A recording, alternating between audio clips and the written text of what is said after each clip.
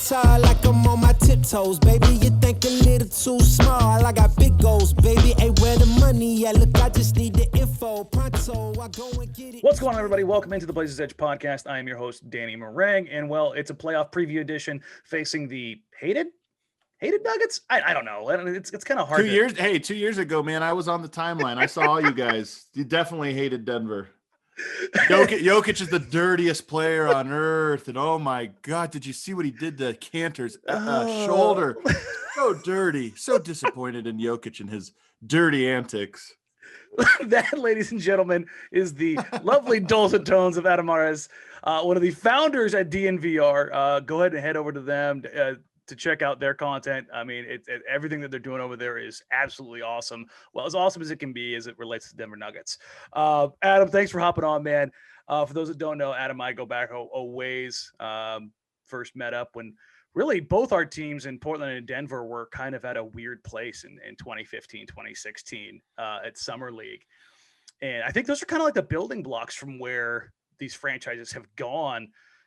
I'd say in the long run, Denver's probably made some better decisions since that time period.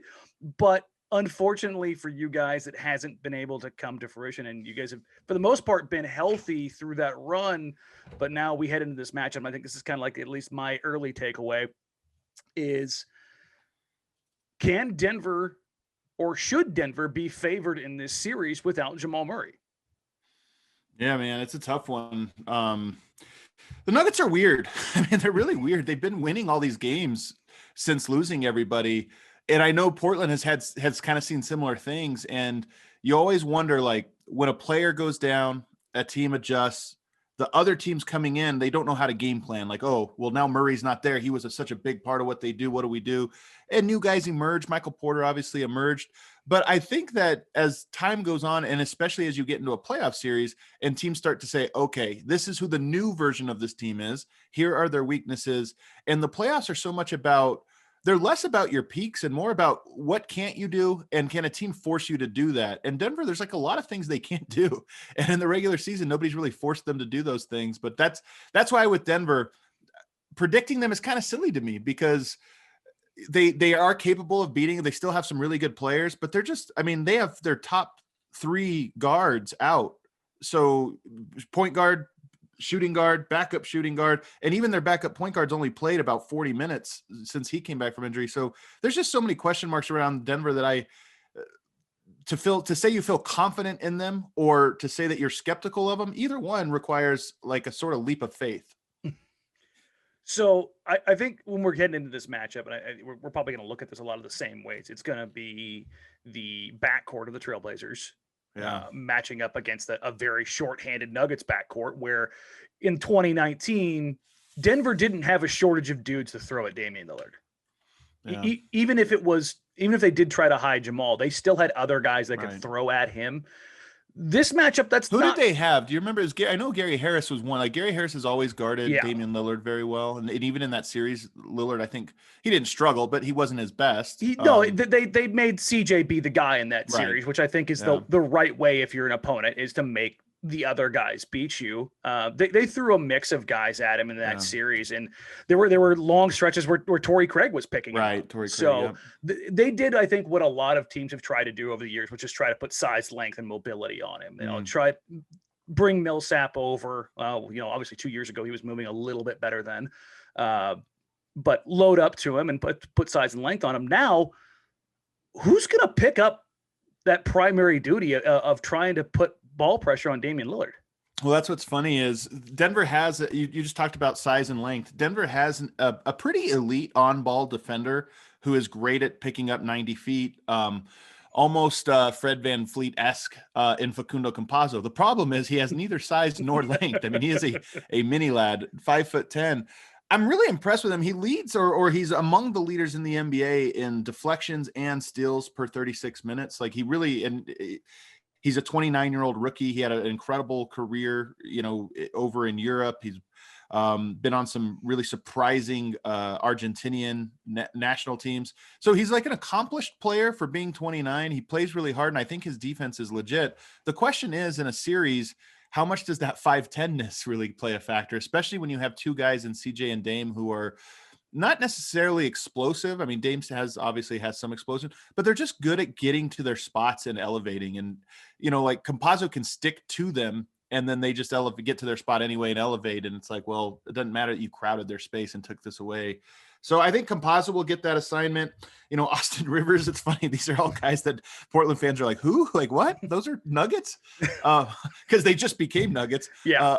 Austin Rivers, a surprisingly good defender. I didn't know this about him. Yeah. He can body.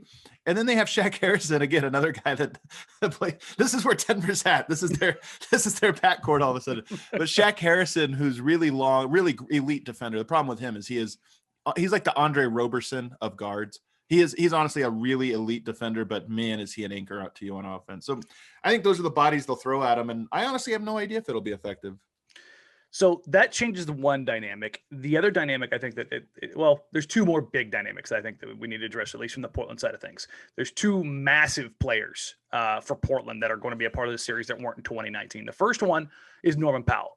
Yeah. The difference between Norman Powell and Moe Harkless, I don't think that can be overstated enough, because even though he doesn't have Mo's size defensively, I think you can say he's at least comparable defensively, even if he does get caught in some mismatches because he's 6'4". Having a 7-foot wingspan allows you to do some things at 6'4" that you don't typically get to do. But offensively, Portland has another guy who can drop a 30 spot, and that trapping defense, the way you're trying to get the ball out of Damian Lillard's hands. Now it's not just in CJ McCollum's hands. Now it's in Norman Powell's hand, a guy who, I mean, he gets to the rim with a significantly higher volume than CJ McCollum ever has. He draws free throws. When you're looking at that from Denver's point of view, what do you think the initial adjustment is going to be defensively when you're looking at how they're going to match up with a guy that, that wasn't there 2 years ago, that significantly impacts how they play the game? I'm curious to see what Denver tries there, because you've got the Covington Powell sort of forward spots, and Denver on the other hand has Aaron Gordon, who I think is an elite defender against like a great on-ball scorer. Norman Powell will be that obviously at times, maybe not primary, but Aaron Gordon is I think is more than up for that challenge. The problem is you kind of need Aaron Gordon to help out with some of the other guys. So I don't know. The other guy, Michael Porter, people, as is the case with a lot of rookies, especially rookies coming off of injury or whatever, their reputation gets set. And I think his reputation as being this like really bad defender got set because he was a rookie who had not played basketball for 3 years, and everyone saw he was terrible. And in the playoffs last year, he was obviously the target. I think he's significantly less of a target now. And let's be honest, he's 6'10" with a 40-inch vertical. Like, he's a hyper athlete. There's so many guys that, get him off balance, but still get their shot blocked or still can't get to the rim because of just how stinking long he is and athletic and bouncy. And so, I think both of those guys probably present a decent challenge for him. Michael Porter actually moves his feet well on ball defensively. The areas he gets into trouble is really fighting over screens. He's just not very strong yet. So he still has some weaknesses defensively, but I think both of those guys are sort of up for the challenge of the two forward spots. And I'm not sure if they're going to put Gordon on Powell, which I think you'd say, okay, you feel really good about that matchup, or Michael Porter on Powell, which can really go either way. But I think Michael Porter will surprise some people. Yeah, the same thing. I think even if you were going to call Michael Porter Jr. Dame-esque defensively, a guy that struggles, navigating screens, like you alluded to, he's still 6'10". He's still long. He's still incredibly explosive. You can make some really dumb decisions defensively, and just by being an elite athlete and having elite size, you can compensate for a lot of those shortcomings. So it's one of those situations. I think he's leading the Nuggets in shot blocks or block shots. So which isn't that surprising.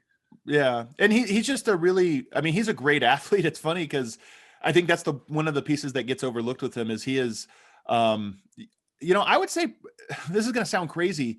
He might be a better athlete than a Kevin Durant. Like that's a guy he's often compared to. I don't think it's crazy at all. Kevin Durant's a little bit longer. I think they're like the same height, but Kevin Durant longer wingspan, higher reach. Michael Porter, though, he's just such a quick jumper and such a high jumper that it really surprises a lot of. He blocks a lot of shots just off of guys thinking, "Oh, I've got a jumper here," and it's like, nope, he actually got up higher than you thought he was going to.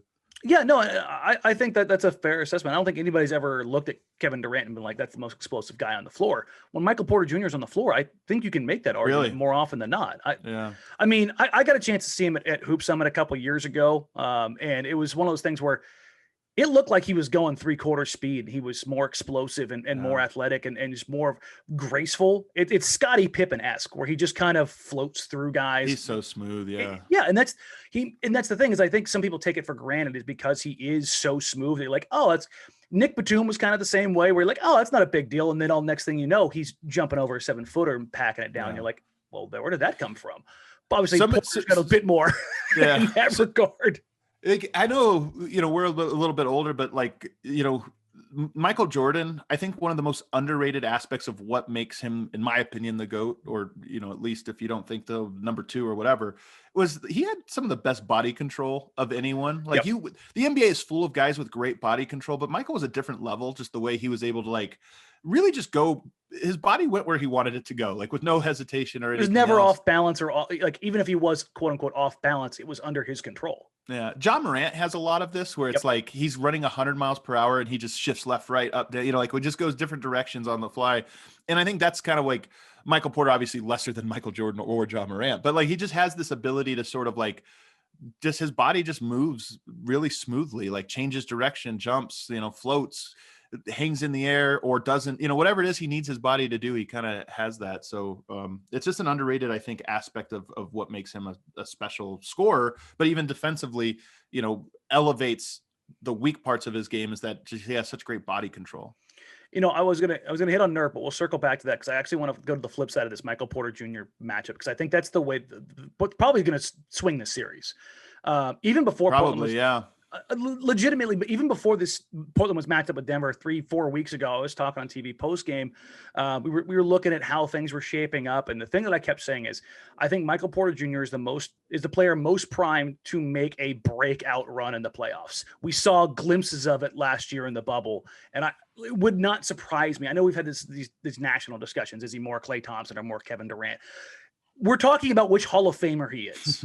And it's not, nobody's really like laughing at it. Like I get it. He's shooting threes on volume that literally only, the best of the best have matched up at. And he's still only scratching the surface of being able to take guys off the bounce. He's Giannis and Kevin Durant-esque, where it's one dribble from the 3-point line. This is a listener question from Christopher Mazzio at Maz Northwest. Who guards Porter and why is it Norm? The Blazers have 2 options. They have Norman Powell. They have Robert Covington in the starting lineup. I wouldn't be surprised, even though Derrick Jones Jr. has been mothballed for the last couple of weeks. I wouldn't be surprised that he gets an opportunity to take on Porter Jr. just because length, athleticism. But when you're looking at those starting lineups for Portland's going to play that starting lineup 35 minutes. Like that's how it's going to go. When you look at that matchup, whether it's Powell or Covington, is that going to be the swing point for this series? Is that going to be kind of the deciding factor night in, night out? I think it's less about who guards him, to be honest. I mean, there probably will be an answer to that as the series goes on, and Portland will find that. Whether they start with the right answer or whether they discover it going through the series, they'll arrive at the right one. But I think it's less about who guards him and more about how. I think, he did this last year in the bubble in the seeding round. He had a 37-point night. He had a 30-point night right after that. I mean, he was scoring, and then you get to the playoffs and it's like, things are different when teams actually scout and they say, okay, we're going to take this one thing away and make them force them to do this. And I think the number one thing that I wonder about with Porter is what happens if teams are allowed to get physical. And of course the playoffs, you allow a little bit more physicality. I think Portland, it will be important for them to the Lakers are the best at this. First 3 minutes of the game, they just foul the hell out of everyone. And it's like, we're going to set the bar so high for what a foul is in this game that it's going to allow us to get physical for the full 48 minutes. And I think Portland's going to have to do that with him because he's not quite strong enough yet to take that next step. That's like a ceiling he has on his game. Mm-hmm. And I think if players can, jam him in screens and hold and grab and do these different things, it's going to make things tough on him. But at the same time, he is an X factor in the series because he has been absolutely historically efficient as a scorer this season. I mean, you've seen the numbers. He just set the record for the highest 3-point percentage in a season in Denver Nuggets 55-year history. And he did it on pretty good volume, 6.5 threes per game. And I think he led the NBA in threes, contested 3-point percentage. Like, he's just, because he's so tall, it helps to be 6'10". Yeah, he's so, like, there really is no contest, right? Especially if you're talking about Norman Powell, long as he, as his reach is. Michael Porter's is just as long, and he jumps higher, and he's taller to begin with. So he's really good at that. So I could see him having a breakout Jamal Murray-esque playoffs, where maybe in this round he has a couple 40-point games. I don't know if he'll get to 50, but he have a couple 40-point games, and okay, I think Denver wins. Or I could also see him having the worst 7-game run he's had, of the last 3 months, because this is the playoffs and things are so different, and so much of the game plan is going to be about stopping him, that I could see that being the case as well. So I'm really curious to see how Portland handles him. And by the way, one way to stop Michael Porter, run him off a million screens on the other end of the court. I suspect that Portland's going to try to do this as well, to just physically wear him out, make him bump into bodies, bruise him up a little bit on that end, and see what happens. Well, speaking of running in bodies, it's time to get to your favorite player on the Portland Trail Blazers, Jusuf Nurkic. The matchup that everybody's looking for, I think, from both markets for various reasons, is Nurkic v. Jokic. It's not a secret that Jokic kind of dominated the matchup the last couple times. Even though he had a spectacular game in the last matchup and Nurk's box score was pretty bad, I actually thought Nurk did a pretty damn good job of making Jokic work. Are you talking about that game the Nuggets were trying to lose? No. Okay, not that match. No, sure. I listen, I got my trolling in place. Okay, come on now. Anybody who didn't know what I was doing there was just kind of losing their mind. Hey, bookmark nonetheless. Yeah, listen, it's out there for a reason. It's half the fun. But no, I'm talking about the last matchup in Denver, where Nurk and Yo kind of went at it, defensively at least, for Nurkic, where Jokic had to hit him with 3, 4, 5 different series of moves, and he finally got Nurk to foul him a couple times down the stretch. But for the most part, in isolation, one-on-one, no help, it looked like a matchup that you're content with having Jokic work that hard to score. Because I think in this series, there's 2 different ways this is going to go, and I kind of want to get your thoughts on this. Either Portland's going to play him straight up with Nurkic and pray to God that he stays out of foul trouble, which is a big ask. Or they're going to send 2 frequently, often, as much as humanly possible. I hope to God it's not number 2, because I've seen the numbers from when you double the 7-foot passing savant. I believe the Nuggets are shooting like 78% off of hard doubles on Jokic. It's an obscene stat I was looking at the other day, and I was like, yeah, that makes sense, because there's nowhere on the floor where he's not going to see the double team coming, unless you get him deep on a baseline block where you can run it from the inside and he's not looking over his shoulder. He's just going to see it coming. And with the size and the passing ability, he's going to find guys regularly and often. I think, especially with the addition of Aaron Gordon, when you're looking at this front court matchup, what do you think is the most important thing for both teams, for both Jokic and the Nuggets and Nurkic and the Blazers? Well, the Blazers have success, obviously, in their pick and roll game. And on that end of the court, Denver, just forcing Jokic, he loves to play up. He's been very good at it. But forcing a lot of those 4-on-3 situations behind the defense the other way, I think, is one way to really take advantage of Denver, because Denver doesn't run the drop scheme like most people do and just leave Jokic to defend. If you can beat that initial 2-on-ball, up top, if you can beat that, then you have an advantage. And Nurkic is a pretty good passer out of that short roll. He can make plays, he can make errors as well, but I trust him more than I trust most bigs, sort of navigating that. And I think so on that end of the court, that's where you sort of take advantage of what Denver can do, and then force Michael Porter and Aaron Gordon to really make hard rotations. Denver's become better at this when they lost Murray and Barton, they became a more defensive oriented team, in their backcourt. So they have guys that are more capable of sort of scrambling in the backside and covering ground. But anyway, I think that's how you try to have success against the Denver defense. On the other end of the court, though, it's funny you mentioned you hope they don't double because of the numbers, because here's the thing I really wonder about Denver in the playoffs. Michael Porter, you can't leave him. He's too good. He's a great cutter. He's great. Jokic requires to be like, he really has, in my opinion, figured out Nurkic to a way that I think he is primed, that if you guard him one-on-one, he's going to score 40 points a night and he's going to make it efficient. But if you double him, you are vulnerable to Aaron Gordon cuts and Aaron Gordon 3-pointers and Facu 3-pointers and Austin Rivers 3-pointers. But are you scared of those guys to beat you? And is Aaron Gordon going to make enough 3-pointers in a series that you're going to like, wow, Aaron Gordon just torched us from 3 this series, or Facu Campazzo torched us from 3? I don't think so. Denver lost their scoring. They lost their floor spacing. And to me, you let Jokic go one-on-one, he's going to feast. He's going to get efficient points, and he's still going to get passes because he gets passes even when you don't double. But if you send hard doubles and really clog up the paint, I have a feeling that you just count on Facundo Campazzo not making 4 or 5 3-pointers a game because he's never done that. And I think that's the ticket to winning. See, the reason I hesitate on throwing a double at Jokic is because the Blazers have struggled throwing doubles at anybody. When they throw a double, they're doubling with CJ McCollum.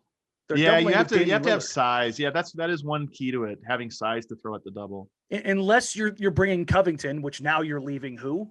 You're leaving Gordon on a back cut, or you're leading Michael Porter Jr. on the backside of the floor. And that's where you run into these issues because, sending Norman Powell, he's a good defender. He may get a good dig. You may get a ball poke loose here or there. But I think the risk there is probably not worth the reward because they're not doubling with size, which is why I think you might see some situations where you get a Derek Jones Jr. on the floor, you get a Nasir Little, or even an Anthony Simon, just you get a little bit longer, you get a little bit bigger in some spots where in those instances, maybe they do go for it. With Denver so shorthanded, the bench situation becomes a little bit weird, right? When you're looking at rotations, do you know how is Will gonna be good to go? We don't know. I mean, we haven't really had an update. We actually speak with Michael Malone here in about 45 minutes for the first time, this week. I don't think there'll even be an update then, but my suspicion is no, he won't be ready to go. And maybe he's a guy that comes back at the back half of this series, the same way that Gary Harris did last year against Utah. A lot of people watched Denver fall behind 3-1 to Utah. Well, they were missing both backcourt players, both Barton and Gary Harris last year. As soon as Gary Harris came back, Denver didn't lose again. But, so I don't know, maybe he provides a boost halfway through, but he's missed so much time. You know how it is. When you have a X factor player who's hot and cold and you bring them back without, a month, 6 weeks off, and you bring them back, like, you're probably going to get the cold version of that hot and cold player more than you're going to get the hot version. So Barton, I would say, will know more here in the coming days, but I suspect his impact, if at all, will be very limited. So from the Portland side of things, I'm looking at this, and this is where my fear lies. The Portland bench outside of Anthony Simons, that's their one. They've kind of gone to an 8-man rotation. It's Simons, Melo, Cantor. That's what it has been. Insert Derek Jones Jr., Nasir Little, whoever is, rotationally makes Derek sense. Jones Jr., I think, should play in the series, personally. I'm in the same mind just because of this particular issue. If you don't play him, and Jokic is going to play 36, he's going to play heavy. He might play more than 36. That's what I'm saying. Like, the baseline is at least, right? Which means, and Nurk really doesn't go beyond 30. That's just the history of him. He's just too damn big. That's just not what he does.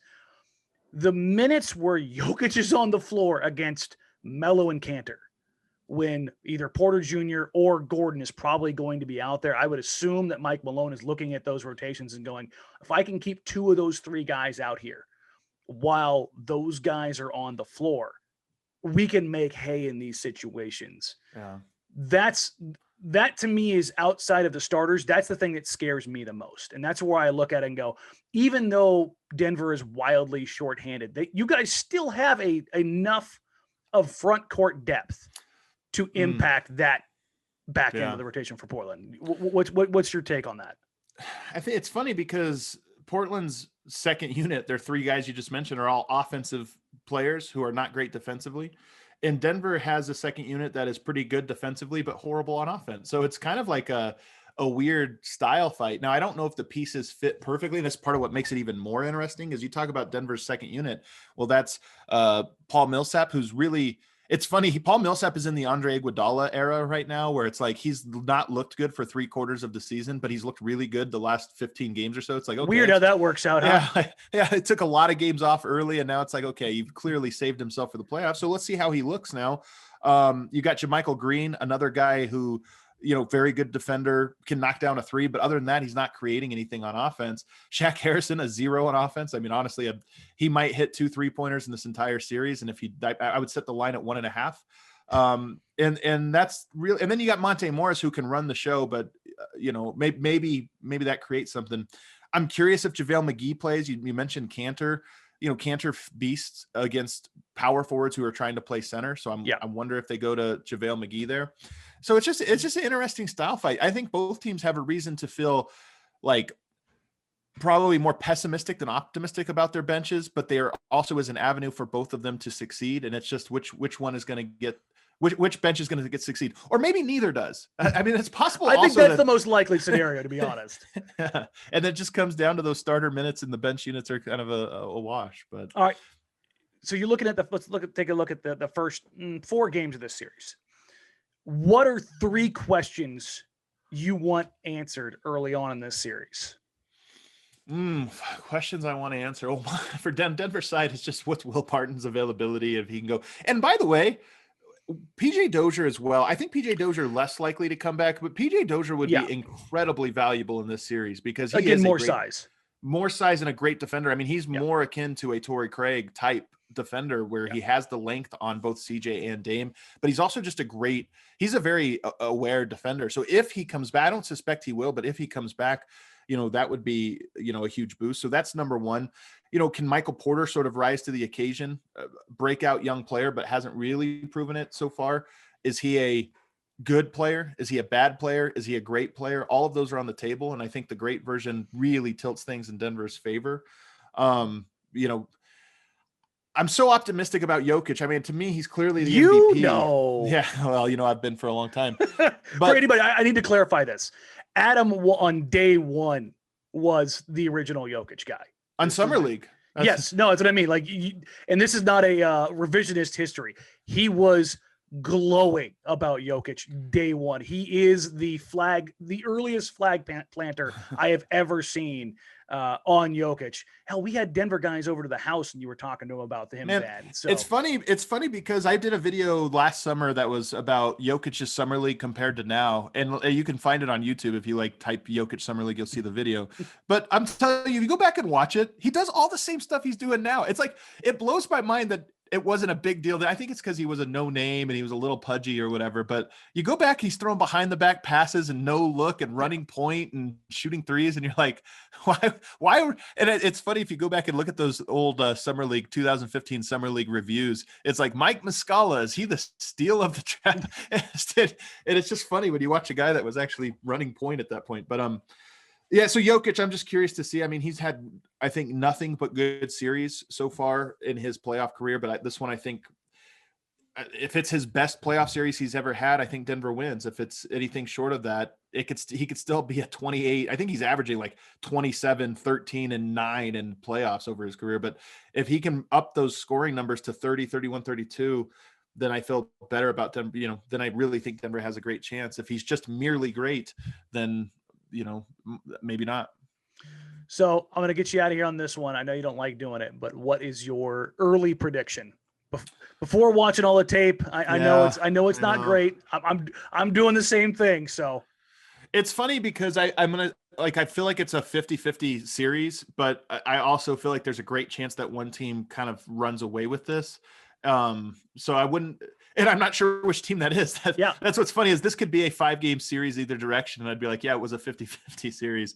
I just, I still feel better about Denver for it, in part because I think Jokic is really good. And I think that he has become this season the caliber player where it doesn't matter, or it matters less the other pieces involved. And I could be wrong on that, but I feel like this could be one of those series where it's like Jokic is putting up this year, I think 26, 11 and 8. Mm-hmm. And I feel like those are pacing numbers. And I just wonder if you get into the series and it's like, that's right. That's what it's like to have the Tim Duncan or, the dude that's like, and look, Damian Lillard has been this guy also for a lot of his career, single-handedly ending series. And he's also capable of doing it. But I feel like Jokic has become a player at a whole other tier from that.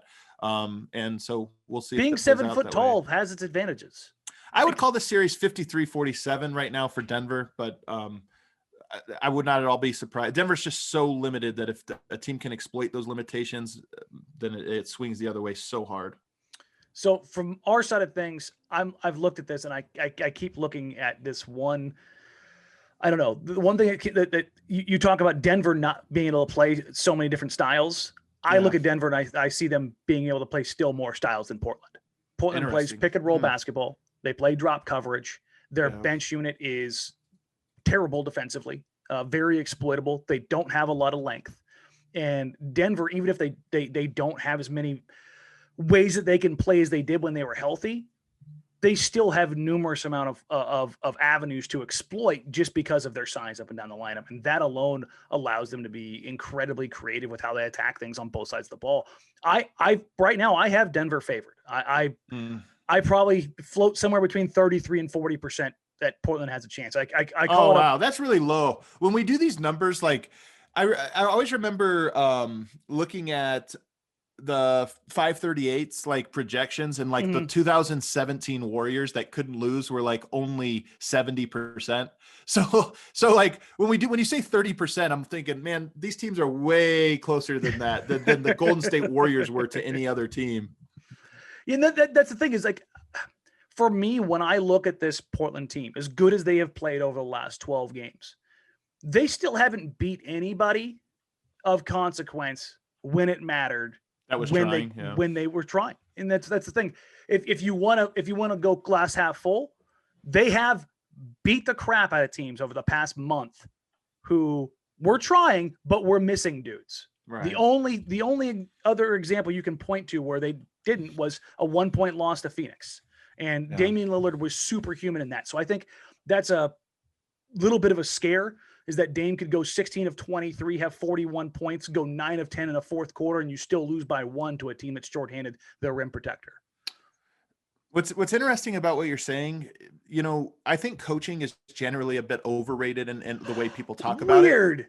I think it's a little overrated, just like, like it does make an impact. But the one area, I think Michael Malone's a very good playoff coach. I think he's a very good, like, where are the pressure points? How do we exploit them and come up with it? And being that both teams have those, I kind of give a slight edge, I think, in the series to Michael Malone and to Denver's ability to scheme. The problem is, like I said, Denver's pressure points, I don't think they have an answer for him. I mean, one of the questions that I have, you talk about, Nurkic can guard the post. Jokic can score in the post, but okay, he can take 10% off Jokic in the post, maybe. Jokic can pick and pop and make the three, but can you run pick and roll? Denver doesn't really have a guy you have to guard in the pick and roll right now. I mean, Campazzo can't shoot especially off the dribble. Shaq Harrison won't shoot. He's that bad. And then you have Austin Rivers. So it's like, do you get a little bit of a pass on one of the three ways Denver kills you with Jokic? And I think you kind of do. And if you can kind of schematically load up on some things and just take away the pick and roll game, that's a lot in today's NBA. If you can take away one, you could take away the pick and roll. So I'm curious to see how good of a job Stotts does. It's funny because I know that'll be a talking point in Portland. No. He's firmly secure in his position here in Portland. Let's put it this way. Spoelstra, Nick Nurse, even Golden State with, Ron Adams, I think there's teams that would come up with a scheme that's like force Denver to do this thing, and they're going to look way worse than they do. I'm curious to see if Portland gets there. All right. Well, thank you, Adam. I know we got to get you out of here because you got to get going on your media availability as well. Thank you for joining us, man. I do appreciate you. Go ahead and plug everything you're doing, everywhere you're at, and what you got coming up. We just have our live post-game shows over on our YouTube channel for DNVR. Is probably the only thing people in Portland might be interested in. Now, if you come on over, guys, don't troll. Don't troll. Happens all the time. Be cool. And if Nuggets go over anywhere there to troll, tell them to F off. That's lame as well. But yeah, we talk about the game after every game. We have our bar here in Denver, so we go live from our bar after every post game. You can check those out. Folks, you can follow Adam on Twitter at Adam_Mares. I'm sure he's going to be dutifully following the Twitters. He won't. He doesn't. Trust me. Thanks again, man. I'd say good luck, but I'd be lying through my teeth. I want to see you guys crash and burn. It's so true, man. I won't lie to you, Dan. I'm rooting for a Ford game, just smack down. It's funny because you could feel it ratchet up, even in a game that Denver didn't care about. The difference in the mentality on Twitter a week ago to what it was like 2 days before that was, it just ratcheted up immediately.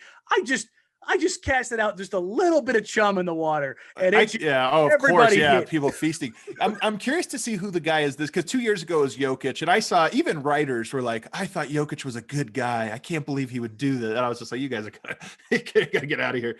But the guy I think this year it's going to be Facu.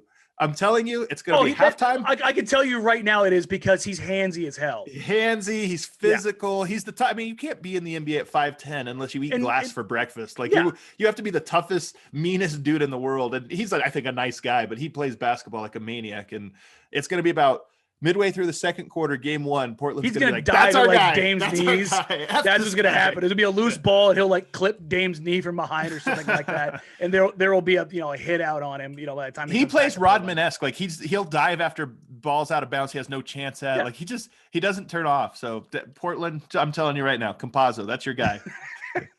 All right, folks. Again, follow Adam on Twitter at Adam_Mares. Adam, thank you for hopping on, man. I appreciate you. I'll catch up with you probably midway through the series and see where things sit. Sounds good, buddy. Have a good one. Like I'm on my tiptoes, baby. You think a little too small. I got big goals, baby. Hey, where the money at? Look, I just need the info. Pronto, I go and